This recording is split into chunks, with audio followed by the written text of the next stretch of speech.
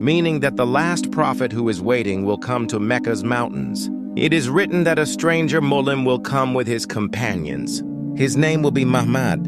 It will be from the area of desert. Athar Vaveda Kuntap is mentioned in 127. Nar in Sanskrit means human and Shans means worthy praise. It is written that he will be in the midst of 60,000 enemies and ride on camels, meaning that the man of God will probably come to Arab areas. And Narshans means Muhammad in Arabic. Who will teach us after you, Guru Buddha? I am not the first man of God and not the last.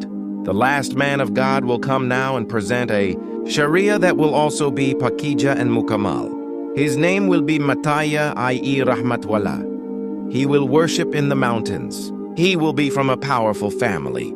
His friends will love him so that they will look at their lives. And he will come to the enemies. When people wander from the path, then the top one will send his band in Arabia, and his partner will be Sharif and Buland character, and he will reverse the Taktotaz of Fars. The last prophet made the house that was built by Ibrahim. Al-Salam for Tawheed, but now his gird. 360 boots were standing. People used to bow in front of them and ask for prayers. This was the tour of Jaliyat. Quraysh had a fun family in this city. Banu Hashim was his leader. Abdul Muttalib ibn Hashim was his maqam buland. He had the responsibilities of Hazaz, supervision of Jamjam. People used to respect them. One of his sons was Abdullah ibn Abdul Muttalib. Jawan Shari favorite his wedding was. Hazrat Amna bint Wahab, but luck gave a deep wound. Hazrat Abdullah, Tijarat went on the journey and Yathrib, i.e. Medina, in Wafat.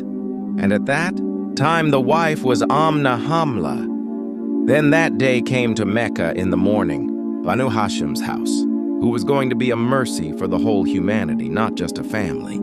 There was no shadow of the father on his head, nor a pile of wealth, nor a political dog. Banu Hashim's house became illuminated. Hazrat Abdul Muttalib said to his home,